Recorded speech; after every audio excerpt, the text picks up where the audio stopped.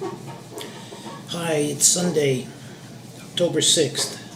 We had general conference yesterday and today. Today we had potluck in between sessions. Here in California, we had 9 a.m. to 11, and then we had a potluck, and we got together with the Spanish branch.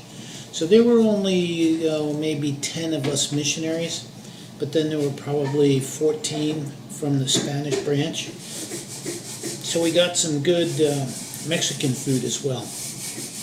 Anyway, that went really well, and then conference, second session from 1 to 3. And so it's about 10 after 4 now. To start the week, we were set up to do some service project, but the family that we're doing a service project for has a problem with keeping too many things in their house, to the point where they actually can't live there now.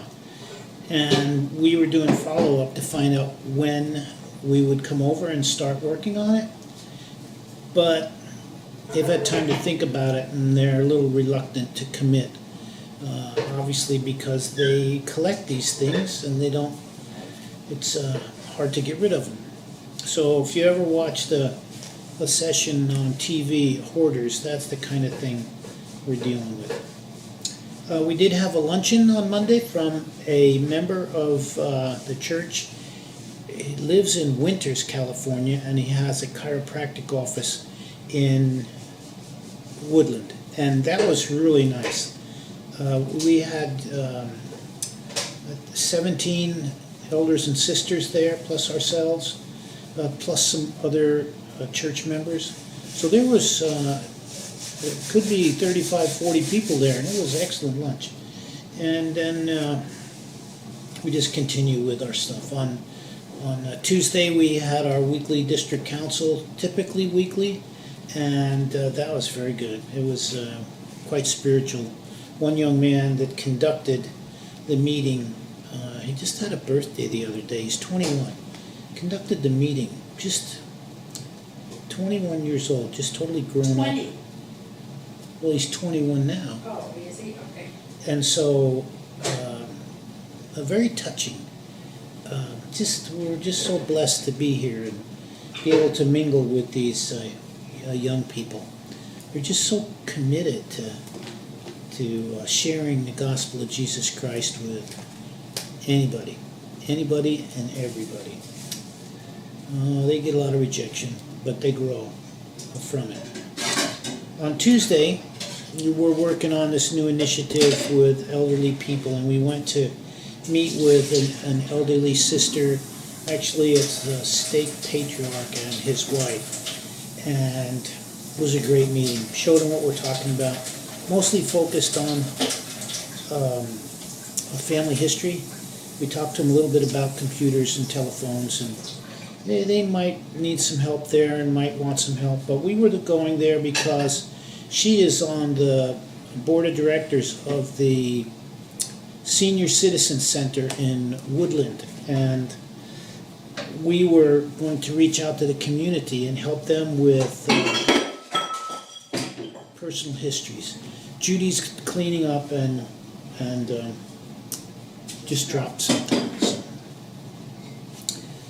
Judy made pulled pork, a lot of it, and big thing of rice. Very good potluck today. So anyway, we met with them late morning on Wednesday, and she's quite interested. We were pitching what we do to go do service for elderly people and the Senior Citizen Center in Woodland, and so that might turn into something. We're going to see her Monday and get signed up in Woodland in the senior center. We are seniors, and we'll see where that takes us. Good possibilities.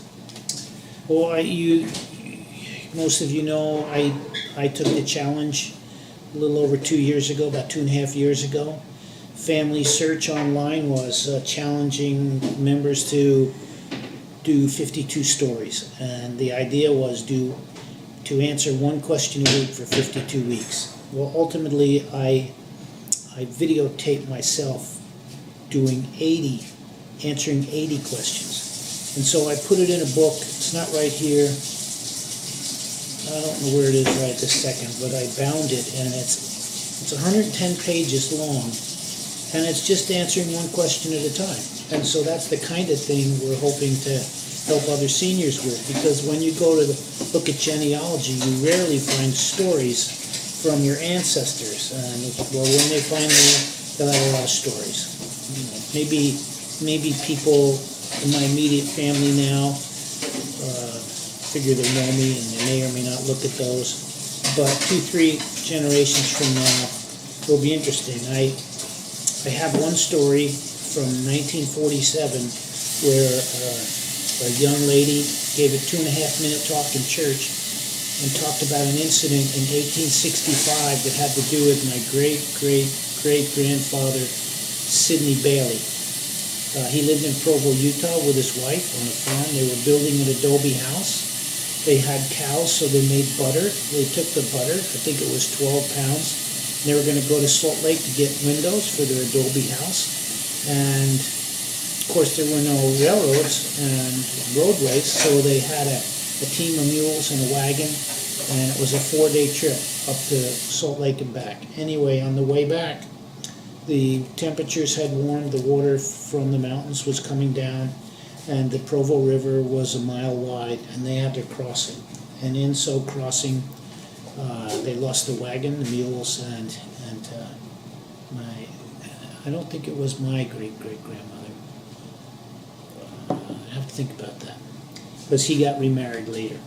But anyway, that was a story that I never would have known. And it's touching when you get a story that's in your own family line. And so this 52 stories, anybody wants to know, let me know.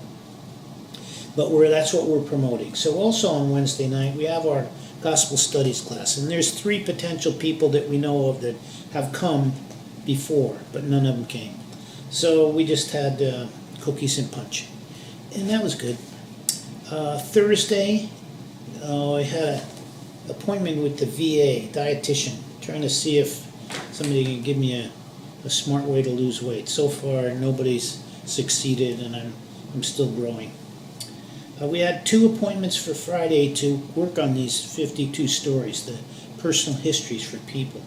But they're older people. Both of them, first one called and canceled because she was sick, had been to the doctor on Thursday and didn't feel well. And, we totally understand. And then the next one, before we left to go, we called, and she was not feeling well. Both of them are excited to do this, the 52 stories, and we're excited to do it with them. On Friday, we met Maria at the Davis. I'm making a note because I forgot to write it down. At the Davis Senior Center. Ooh, she was really interested. Woodland, you have to pay to go to senior citizen. Davis, you don't. And Maria is Italian American. So we just had a good discussion, and she was very excited about what we're doing. So we're trying to figure out how to interact with her. So potentially we'll be busy, but this is interim stuff. We did find out this week that we're moving. We're going to an updated apartment, middle of November. When that happens, we'll show you. It's only across the hall, so it's not far away. The church just wanted to get an updated one because this has seen better days. It's worn. In fact, when we vacate and go right across the hall, then they'll come in and rip this apart, put new kitchen, bath, and everything. The one we're going into was just remodeled. Maybe 3 months ago, they finished and moved somebody in. So that's pretty exciting that we'll get a new place. But this coming week, we do have several things going on already. We have our normal gospel studies. We have to go visit with Sister Crandall in Davis Senior Center. We have a tech class to attend where maybe we'll get some people interested. And then we have a zone conference where, I don't know, 50, 60 elders and sisters get together. They do that once every 6 weeks. And so it's stacking up to be a somewhat busy week. Do you have anything else to add, Jude? I'm just listening to you, I don't think so. I think that Gary and Denny are moving, Oh, yeah. starting tomorrow, to go to Maryland. They've been in New Jersey for, well, all their life, but I think they've been in Demarest in that home for probably 45 years, 45, 50 years, something like that. And they're packed up, and they said after conference this weekend that they're going to Maryland. So we wish them well. And Connor's getting there.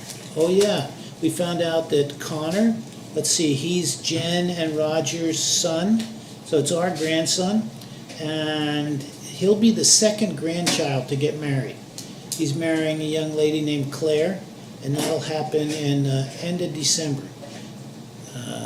So we'll keep you posted, but I think that's it for now, and have a great week.